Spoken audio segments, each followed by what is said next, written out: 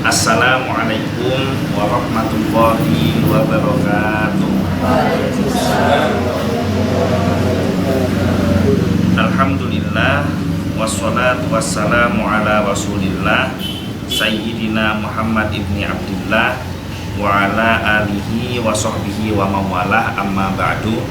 Alhamdulillah, pada siang hari ini kita kembali melanjutkan kajian rutin kitab Bulughul Maram, masih di dalam kitab Shalah, yaitu kitab tentang sholat. Bab yang kedua yaitu babul adzan, bab tentang adzan. Hadis yang ke 142. An Abdillah ibni Zaid ibni Abdi Rabbi qala, dari Abdullah bin Zaid bin Abdi Rabbi, beliau berkata. Jadi orang Arab itu punya kebiasaan itu menghafal nasabnya sampai 3 generasi di atasnya. Jadi 4 generasi dengan dirinya. Jadi nama ayahnya, nama kakeknya, nama buyutnya, kok neneknya, ayahnya, kakeknya, buyutnya, 4 generasi ke atas. Di sini ada yang tahu nama sampai ke buyutnya? Tahu enggak nama sampai buyutnya? Kalau saya cuma tahu sampai kakek saya, buyut saya enggak tahu. Sama. Kita taunya sampai kakek ya. Buyut tahu ya gitu. Nah, berarti zaman sekarang agak jarang orang hafal sampai buyutnya. Nah, itu diajarkan kenapa? Supaya pertama, kalau orang zaman dulu itu kan generasi sampai sekian generasi itu kan isinya orang-orang soleh semua. Sehingga diceritakan kepada anak-anaknya, kepada turunannya, dulu ayahmu, dulu kakekmu, dulu buyutmu, dulu mbah buyutmu, dan seterusnya, supaya anak turunannya mengambil ibrah pelajaran dari apa yang telah dilakukan oleh para pendahulunya. Nah, maksudnya apa?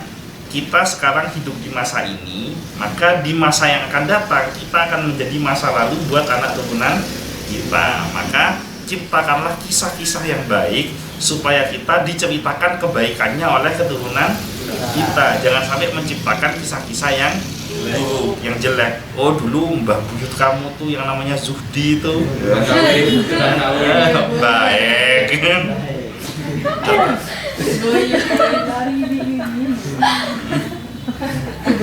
Saya lanjutkan ya.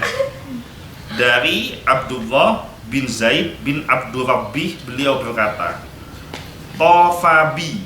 Tofa itu apa artinya? Tofa, satu akar kata dengan tawaf. Tawaf itu apa artinya? Keliling. Tofabi, ada yang mengelilingi saya. Wa ana naimun, dan saya dalam keadaan tidur. Artinya yang mengelilingi dia itu sementara beliau dalam keadaan tidur, itu maksudnya apa? Beliau mimpi dikelilingi. Jadi maksudnya beliau tidur, mimpi dikelilingi orang. Ada yang tawaf itu. Rajulun, yang mengelilingi itu laki-laki. Jadi Abdullah bin Zaid bin Abdul Rabbi dalam keadaan tidur, beliau mimpi ada laki-laki yang mengelilingi beliau. Fakola, kemudian berkata laki-laki tersebut, takulu, ucapkanlah Allahu Akbar, Allahu Akbar. Fadzakawal adzan, maka diperintahkan untuk mengucapkan adzan bitarbi'it takbir, dengan 4 takbir, bighairi tarji', tanpa pengulangan. Jadi 4 takbir itu kan Allahu Akbar, Allahu Akbar, Allahu Akbar, Allahu Akbar, 4 takbir berarti ya. Bighairi tarji', tanpa diulangi lagi. Jadi mentok sampai 4 takbir.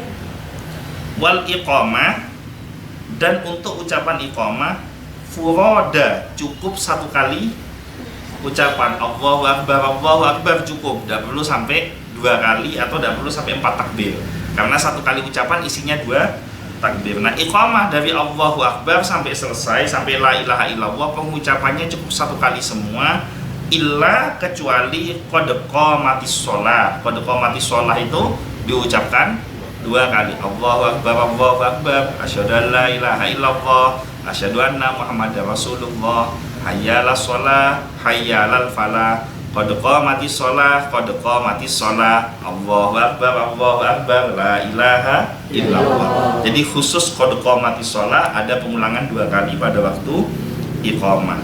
Qala, Kemudian Abdullah bin Zaid bin Abdul Rabbi berkata, falamma asbahtu, maka ketika memasuki waktu subuh, ataitu Rasulullah sallallahu alaihi wasallam, aku mendatangi Rasulullah sallallahu alaihi wasallam untuk menceritakan mimpi tadi malam.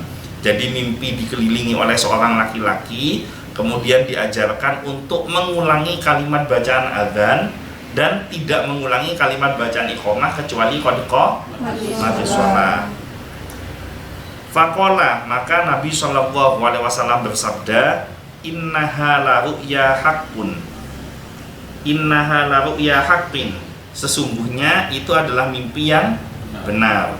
Al-hadith, maksudnya ini belum selesai hadisnya, ada kelanjutannya, tapi oleh Al-Hafidz Ibnu Hajar Al-Asqalani hanya diambil cuplikannya sampai pada kalimat innaha la ru'ya haqqun, sesungguhnya itu adalah mimpi yang benar.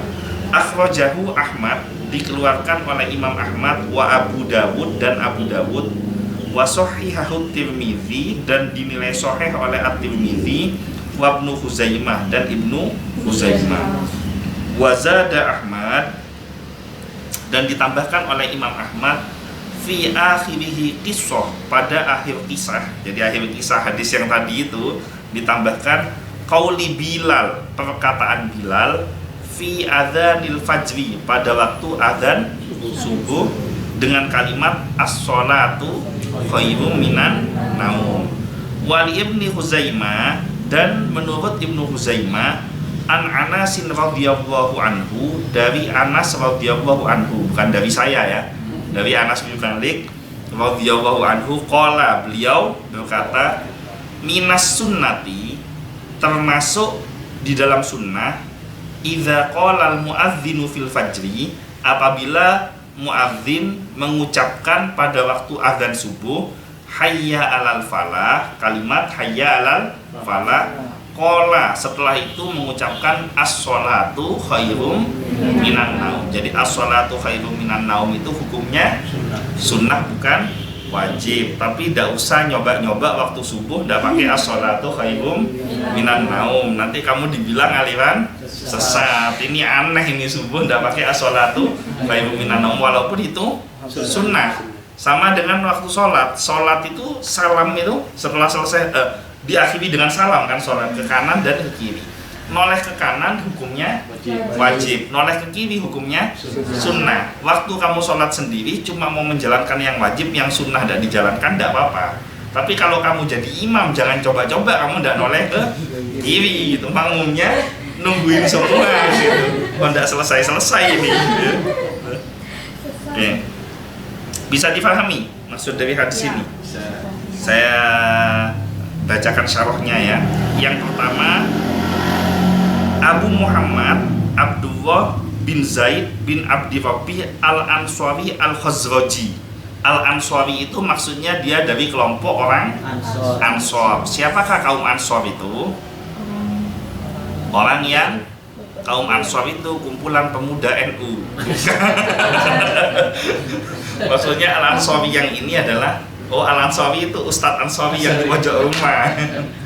Al-Ansari itu adalah orang muslim yang tinggal di Madinah, yang membantu keperluan para sahabat yang hijrah dari Makkah. Jadi pada waktu zaman Rasulullah itu, umat Islam itu dikelompokkan menjadi dua kelompok. Yang hijrah bersama-sama dengan Rasulullah dari Mekah ke Madinah namanya kaum Muhajirin. Nah, sementara yang di Madinah itu disebut sebagai kaum Ansor. Ansor itu artinya penolong, karena pada waktu itu kaum Muhajirin ketika hijrah dari Mekah ke Madinah tidak membawa harta benda, sehingga tidak punya tempat tinggal. Nah, sehingga oleh Rasulullah dipersaudarakan antara kaum Muhajirin dan Ansor, di mana kaum Ansor itu akan membagikan semua yang dia miliki, separuh diberikan kepada kaum Muhajirin. Nah, ada satu cerita yang masyhur di mana salah seorang sahabat Ansor dipersaudarakan dengan Abdurrahman bin Auf. Nah, kemudian dikatakan, "Hai Abdurrahman bin Auf, aku punya rumah 2. Kamu pilih yang mana yang kamu suka, silahkan kamu tinggali, aku berikan kepada dirimu." aku punya istri dua, kamu pilih yang mana yang kamu suka, maka nanti akan aku ceraikan, aku nikahkan kepada dirimu. Kalau penawaran itu kepada Surdi atau Faris, ya, mungkin lupa dengan calonnya. Ditawarin ya. Dan jangan dibayangkan istrinya ada cantik semua istrinya itu. Tapi seorang Abdurrahman bin Auf, dia tidak mau ambil rumahnya, dia tidak mau ambil istri, dia minta nggak usah, tunjukkan saja di mana pasar yang ada di Madinah. Untuk apa? Karena Abdurrahman bin Auf menjadi seorang pedagang, seorang saudagar. Jadi seorang muslim yang sejati itu selalu punya inisiatif ketika dalam keadaan susah, bukan menunggu diberi sama orang saya dibantu sama orang lain kok, orang saya makan dikasih, orang saya hidup dikasih, ngapain saya susah-susah. Itu bukan muslim. Tapi muslim yang sejati itu hidupnya harus mandiri, tidak senang dibantu dengan orang lain, hidup dari pemberian orang lain. Itu bukan sebuah kebanggaan, dan itu yang terjadi zaman sekarang. Banyak orang yang bangga dengan pemberian orang lain. Harusnya kita bangga memberi, bukan bangga diberi. Ini contoh luar biasa dari Abdurrahman bin Auf. Nah, saya lanjutkan. Al-Khazraji itu menunjukkan sukunya. Jadi beliau berasal suku bahasa Indonesia ya, bukan suku Madura ya. Kalau suku Madura kaki soalnya. Al-Khazraji itu suku Khazraj. Jadi di Madinah itu ada suku Aus, ada suku Khazraj dan lain sebagainya. Ada Yahudi Bani Qainuqa, ada Yahudi Bani Nadir, ada Yahudi Bani Qainuqa, Nadir, satu lagi apa ya? Ada 3 tuh. Lupa ya. Qainuqa, Bani Nadir, Bani, ya itu udah pokoknya ada ya. Nah, ya lumayan dia usaha. Nah, Abu Muhammad Abdullah bin Zaid bin Abdi Rabbi Al-Ansari Al-Khazraji adalah pembesar sahabat. Jadi beliau itu seorang bangsawan dari kalangan sahabat. Ia menghadiri Bai'atul Aqabah. Bai'atul Aqabah ada yang tahu kisahnya? Nabi SAW masih ada di Mekah. Kemudian ada orang-orang dari Madinah yang datang, karena di Madinah itu kan sudah berkumpul banyak orang-orang Yahudi, di mana orang-orang Yahudi ini menyampaikan tentang riwayat bahwa akan ada Nabi akhir zaman dengan ciri-ciri yang sedemikian detail. Jadi diterangkan ciri-cirinya. Nah, sehingga orang Madinah yang non-Yahudi ini mereka benar-benar tahu bahwa akan datang Nabi akhir zaman dengan ciri-ciri yang sudah mereka ketahui. Nah, ketika masuk musim haji, orang Madinah ini mereka waktu itu nama daerahnya Yastrib. Nah, mereka itu berhaji ke Mekah. Nah, ketika di Mekah muncul rumor bahwa ada sesosok orang gila yang ngaku jadi nabi. Nah, sehingga penasaran orang-orang Yastrib ini mencari siapa yang dimaksud. Nah, ketika ketemu orangnya, dilihat ciri-cirinya, cara komunikasinya, fisiknya, karena diceritakan detail bagaimana rambutnya, bagaimana matanya, bagaimana telinganya, bagaimana cara berbicaranya, bagaimana tinggi badannya, bagaimana warna kulitnya, bapaknya siapa, ibunya siapa. Itu di Taurat dan di Injil dijelaskan secara lengkap, sehingga mereka betul-betul tahu. Bahkan di dalam Al-Quran diterangkan ya'rifunahu kama ya'rifuna abna'ahu. Mereka itu mengenal Nabi SAW lebih daripada mengenal anaknya sendiri, saking detailnya yang ada di dalam kitab suci mereka. Nah, sehingga ketika di Mekah ada rumor tentang Nabi, mereka penasaran, mereka datang.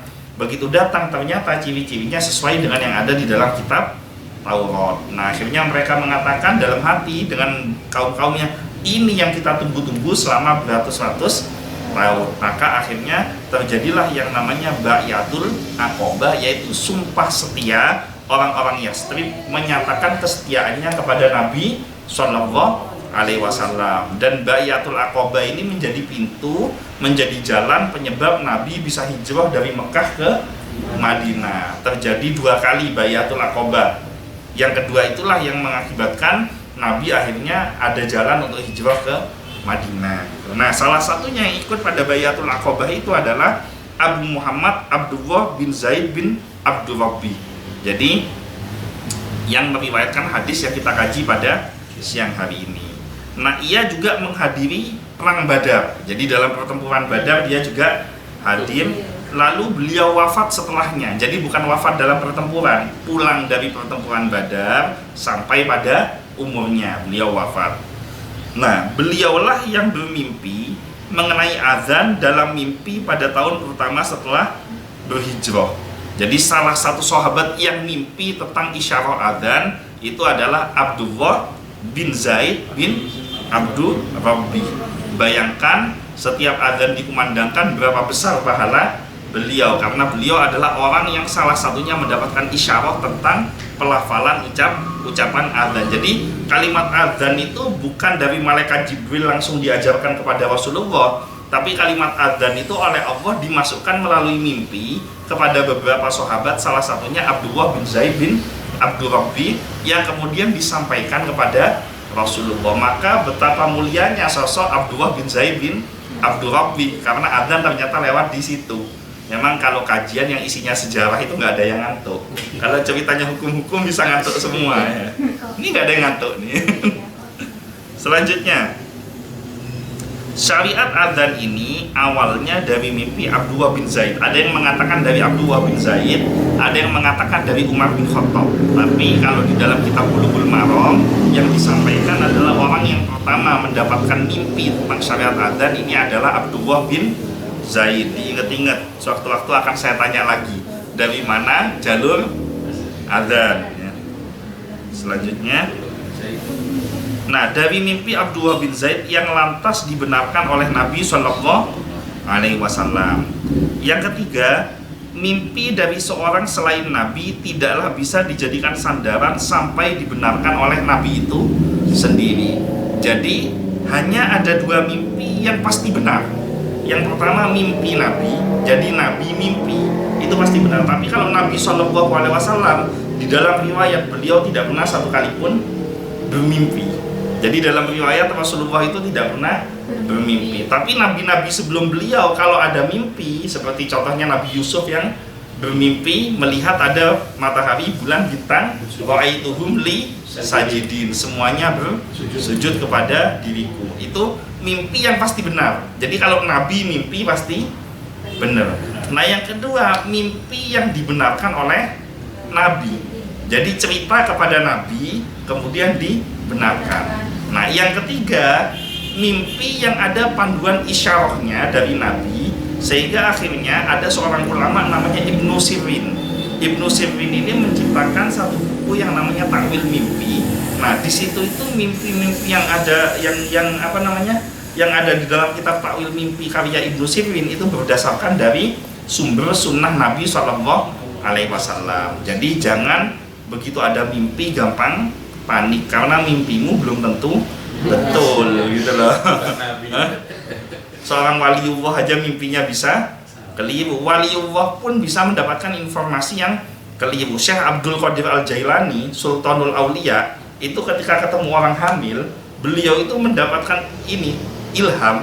Soalnya kalau bukan nabi tidak ada yang wahyu. Beliau dapat ilham, oh ini bayinya laki. Ternyata begitu lahir perempuan gitu. Padahal seorang Sultanul Aulia, rajanya wali. Artinya apa? Sehebat-hebatnya seorang manusia tidak bisa mengalahkan kekuasaan Allah. Itu kesimpulannya. Jadi tidak usah ini ya, aduh ini kenapa kok saya mimpi gigi saya copot umpama gitu. Itu nggak usah dipikir, belum tentu ada yang meninggal. Dan kalaupun ada yang meninggal bisa jadi mungkin kucingnya, ayamnya kan gitu. Jadi jangan mudah panik. Kalau kamu mimpi yang tidak enak, terbangun dari tidur mimpi tidak enak, ke kamar mandi ambil wudu, doa kepada Allah supaya dijauhkan dari godaan setan. Ya udah usah dibawa ini, enggak usah dibawa tegang ya. Selanjutnya, letak as-sholatu khairum minan naum adalah pada adzan pertama yang tidak ada iqamah. Jadi as-sholatu khairum minan naum itu hanya ada pada adzan subuh dan tidak disebutkan di dalam iqamah. Ini sebenarnya as-sholatu khairum minan naum ini sendiri dijabarkan panjang lagi nih. Lain waktu aja ya penjelasan as-sholatu khairum minan naum ya, atau mau dijelaskan sekarang? Hah? Oh lain waktu. ternyata tidak tahan juga sebagaimana disebutkan oleh As-Sindi dalam Hasyiah A'la An-Nasai, itu hasyiah itu. Yang kelima, lafaz as-sholatu khairun minan naum disebut sebagai at-taswib. At-taswib itu berasal dari kata thawwaba yuthawibu, yaitu artinya roja atau kembali. Disebut demikian karena muadzin mengulang untuk mengingatkan sholat setelah selesai dari menyebutnya, karena diucapkan sebanyak berapa kali? As-sholatu khairun minan naum, 2 kali, jadi disebut mengulang. Nah, bedanya nadanya, kalau orang Indonesia dengan orang Arab nadanya tidak sama. Kalau orang Indonesia kan as-sholatu khairun minan naum, kan itu, sholatnya panjang, tidurnya pendek. Kalau di sini as-sholatu khairun minan naum, jadi yang kedengaran itu tidurnya ya. Yang keenam, hadis ini menunjukkan disyariatkan adzan untuk menampakkan syiar-syiar Islam dan menandakan waktu sholat sudah masuk. Panggilan adzan ini untuk mengajak ke masjid mendirikan sholat fardu, sholat subuh, sholat fardu adzan ya. Jadi panggilan sholat itu adalah undangan dari Allah untuk kita semua. Jadi kita yang hadir sholat itu berarti artinya kita memenuhi undangan Allah. Orang yang memenuhi undangan Allah dijanjikan di dalam panggilan azan. Apa janjinya Allah? Hayya ala sholat, hayya ala falah. Ayo sholat, maka kamu akan mendapatkan kemenangan. Jadi kamu kalau dalam perkara apapun kepingin menang, betulin dulu sholatnya. Kalau sholatnya tidak betul, maka jangan harap bisa menang. Kalaupun menang, menangnya hanya sementara saja. Tunggu aja detik-detik kehancurannya, tidak akan permanen kemenangannya. Tapi kalau orang yang istiqomah sholat, walaupun kelihatannya dia kalah, pada akhirnya dia akan menang. Karena kenapa? Karena Allah langsung yang memberikan perlindungan kepada orang tersebut. Dan tidak mudah bagi Allah, tidak susah bagi Allah untuk memenangkan sesuatu yang menurut pandangan orang lain itu lemah. Gampangnya gini, saya pernah nonton YouTube-nya Gus Baha tentang kekuatan tauhid, itu luar biasa. Contohnya ini handphone, ini kertas, ya kan? Secara materi kekuatannya lebih kuat yang mana? Pasti semua akan mengatakan lebih kuat handphone, ya kan? Nah kira-kira kalau rusak, kira-kira lebih rusak dulu yang mana? Handphone atau kertas? Lebih dulu kertas. Tapi kalau dalam akidah tauhid tidak seperti itu. Rusaknya handphone atau kertas tergantung dari siapa yang megang. Terserah sama yang megang. Kalau misalkan saya contohnya yang megang satu handphone, satu kertas, saya memilih untuk handphonenya saya hancurin, saya banting, sementara kertasnya saya jaga, maka secara otomatis walaupun kertasnya terlihat rapuh, tetap handphonenya yang hancur duluan, karena kertasnya dijaga oleh yang megang kertas dan handphonenya dibanting oleh yang megang handphone. Nah begitulah kurang lebih kekuasaan Allah. Walaupun kita lemah, walaupun kita rapuh, tapi kalau Allah memilih mempertahankan kita berhadapan dengan yang kuat sekalipun, tetap yang lemah dan rapuh itu akan dimenangkan. Sudah berapa banyak contohnya? Bangsa Israel menang melawan Fir'aun, dengan padahal Fir'aun kurang kuat gimana? Ada 1.600.000 prajurit melawan 700.000 bangsa Israel. Prajurit lengkap semua senjatanya, bangsa Israel tidak punya senjata.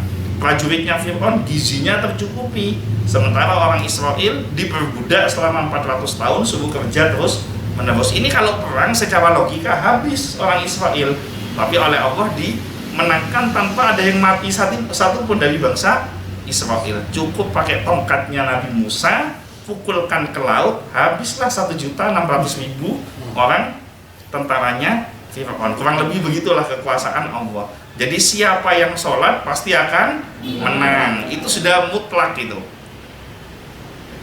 Saya lanjutkan. Oh hilang. Selanjutnya, menurut pendapat kebanyakan ulama, ucapan takbir di awal adalah 4 kali. Ada juga takbir awal itu 2 kali, sebagaimana disebutkan dalam hadis Abu Mahdurah. Jadi ada yang mengatakan cukup 2 kali saja, langsung dilanjutkan kepada asyhadu an la ilaha illallah. Tapi yang masyhur adalah 4 kali, dan kamu tidak usah pakai yang tidak masyhur. Kalau kamu jadi muadzin nyoba yang tidak masyhur, akan menimbulkan fitnah di lingkungan kamu. Selanjutnya, lafaz iqamah itu fard pakai dal. Kalau fardu wajib. Kalau fardu pakai dal artinya sekali. Beda ya artinya ya. Fardu pakai dot itu wajib. Kalau fardu pakai dal itu sekali. Jadi hati-hati, salah lafal nyebut bahasa Arab itu maknanya bisa beda. Hanya dot dan dal. Artinya tidak diulang selain ucapan takbir dan ucapan qad qamatis shalah dibaca 2 kali. Iqamah tidak diulang hanya sekali karena iqamah hanyalah panggilan untuk yang sudah hadir di masjid. Jadi iqamah itu bukan untuk yang di luar masjid, tapi untuk yang sudah di dalam masjid atau di dalam lingkungan yang mau mengerjakan sholat. Tapi kalau azan itu untuk masyarakat umum supaya mengerjakan sholat. Jadi kenapa iqamah tidak perlu diulang seperti azan. Jadi besok kan lumayan, kamu akan kelihatan sedikit lebih pinter ketika ditanya kenapa iqamah kok disebutkan 1 kali, azan kok 2 kali. Tahu jawabannya kalau sekarang. Coba kalau tadi 5 menit yang lalu, kenapa iqamah sekali, azan 2 kali? Ya itu di Bulughul Maram itu ya. Kan lumayan, kelihatan sedikit tambah pinter, nambah ilmu. Itu pun kalau ingat. Selanjutnya yang ke-9, setelah mengucapkan hayya 'alal falah 2 kali, disunnahkan mengucapkan as-sholatu khairum minan naum 2 kali pada sholat subuh. Hal ini dikarenakan sholat subuh itu dikerjakan pada saat orang-orang umumnya tidur. Panggilan tersebut untuk membangunkan mereka dari tidurnya.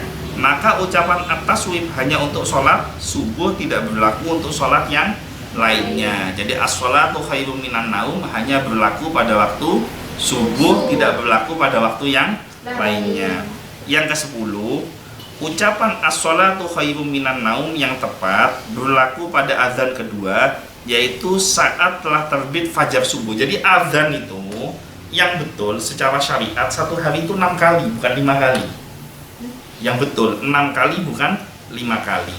Yang 5 kali yaitu sholat 5 waktu. Yang 1 kali itu adalah awal dari sepertiga malam terakhir. Jadi awal sepertiga malam terakhir dikumandangkan azan untuk apa? Untuk membangunkan supaya orang qiyamul lail. Dan tugas sahabat yang mengumandangkan azan di sepertiga malam terakhir itu adalah Abdullah ibnu Ummi Maktum. Sementara 5 sholat wajib itu yang bertugas adalah Bilal bin Rabah. Nah, as-sholatu khairum minan naum tadi kan diucapkan bahwa azan kedua saat telah terbit fajar subuh. Jadi maksudnya azan kedua itu bukan pada waktu qiyamul lail tadi, tapi pada waktu terbitnya fajar untuk mengerjakan sholat subuh. Inilah yang jadi pendapat madhab Hambali, pendapat As-Sindi, dipilih oleh Syekh Ibnu Baz, Syekh Ibnu Utsaimin, karena dalam riwayat Abu Dawud dan Ahmad dari hadis Abu Mahdurah disebutkan jika sholat subuh maka ucapkanlah as-sholatu khairum minan naum, as-sholatu khairum minan naum. Juga penguatnya dalam hadis Anas bin Malik seperti disebutkan di atas. Ini singkat, saya minta waktunya sebentar soal as-sholatu khairum minan naum biar lengkap, sudah tak bahas sekarang karena takutnya di hadis yang berikutnya lupa. Sunnah itu dibagi menjadi 3. Ada sunnah qauliyah, ada sunnah fi'liyah, ada sunnah takririyah. Zudi ingat, di Kalimantan saya bahas 3 kali ini. Sunnah qauliyah itu apa Zudi? Dia ikut kajiannya, dia ngedit videonya, dia yang upload videonya. Kita doakan mudah-mudahan hafalannya kuat ya. Kita doakan yang baik-baik ya. Sunnah qauliyah itu apapun yang diucapkan langsung oleh Nabi, maka itu disebut sebagai sunnah qauliyah, disebut sebagai sabda Nabi dan dijadikan menjadi patokan dasar hukum syariat. Nah, sunnah qauliyah adalah apapun yang dilakukan oleh Nabi. Jadi Nabi tidak ngomong, tapi Nabi mengerjakan, itu namanya fi'liyah. Nah, maka apa yang dikerjakan oleh Nabi ini juga termasuk di dalam penentuan dasar menentukan hukum syariat di samping Al-Quran. Al-Quran yang utama, kemudian rujukannya dari sunnah atau hadis. Ada hadis qauliyah, ada hadis fi'liyah. Nah, sunnah takririyah adalah Rasulullah tidak ngomong, Rasulullah tidak mengerjakan, tapi ada sahabat yang mengerjakan.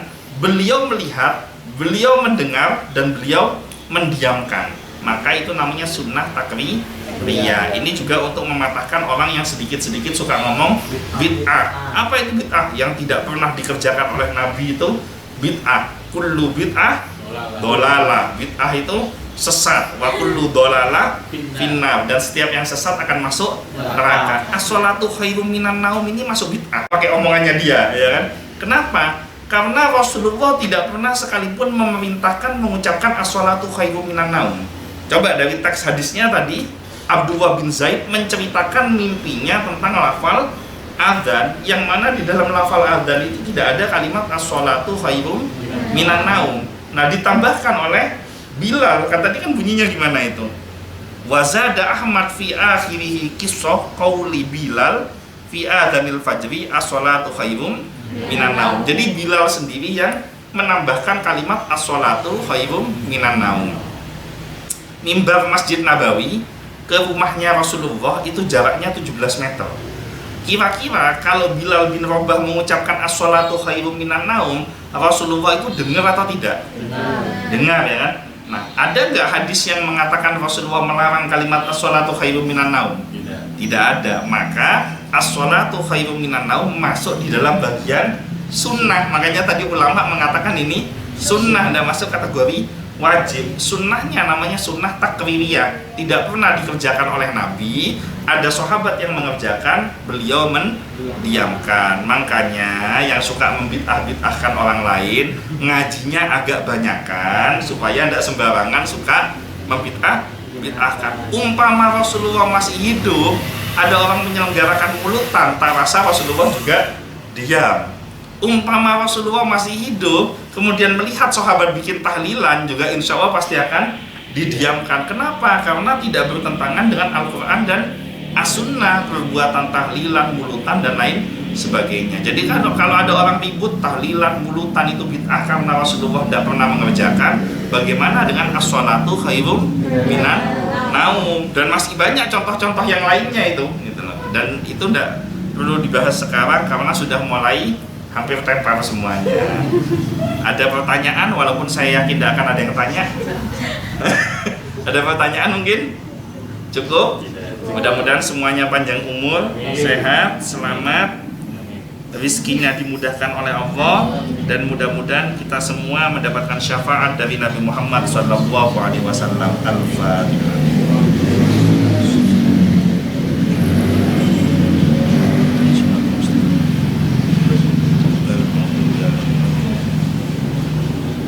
Sekian dari saya, kurang lebihnya mohon maaf. Wallahul muwaffiq ila aqwamit thoriq, wabillahi taufiq wal hidayah.